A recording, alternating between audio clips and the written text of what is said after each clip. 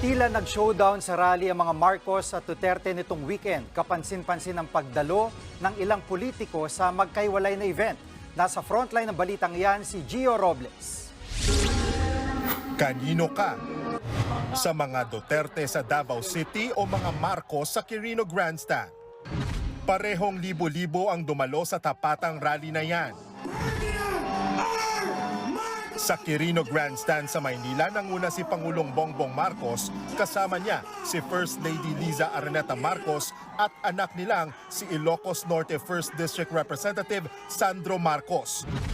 Ang problema, Habang sa Davao City, si dating Pangulong Rodrigo Duterte ang nanguna, kasama ang mga anak na sina Davao City Mayor Baste Duterte, Davao City Representative Pulong Duterte at Vice President Sara Duterte, na sumaglit din sa Quirino Grandstand. Lumulutang tuloy ang tanong, di na nga ba maitatagong nagkakabitak na ang unity?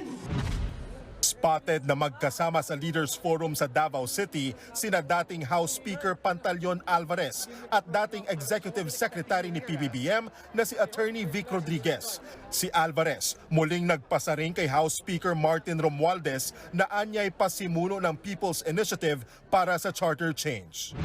All indications are pointing at him na siya yung author. Hindi ito nanggagaling sa taong bayan. Galing lang ito kay Speaker Romualdez.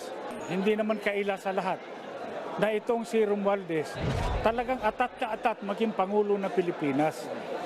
Sa isa namang bagong panayam kay Attorney Vic Rodriguez, giniit niyang imposibleng walang kumukumpas sa pagkalap ng mga perma.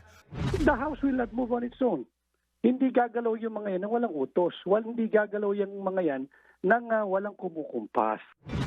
Kung may dapat daw pumigil dito, walang iba yan kundi ang kasalukuyang Pangulo. Todo naman ang suporta ni House Speaker Romualdez sa kanyang pinsang si PBBM. Dumalo siya sa Bagong Pilipinas Kick-Off Rally. Nauna nang itinanggi ni Romualdez na siya ang nasa likod ng People's Initiative. Nasa Quirino Grandstand din ang dating House Speaker at ngayoy Pampanga 2nd District Representative Gloria Macapagal Arroyo. Katabi pa siya ni Pangulong Marcos. Sa kabilayan ng pagiging kilalang kaalyado ng mga Duterte si Arroyo, natutol sa investigasyon ng International Criminal Court at minsang isinangkot sa umano'y planong pagpapatalsik kay Romualdez. Bukod sa kanila, present din sa Bagong Pilipinas ang mga senador na sina Jinggoy Estrada, Bong Revilla at Lito Lapid.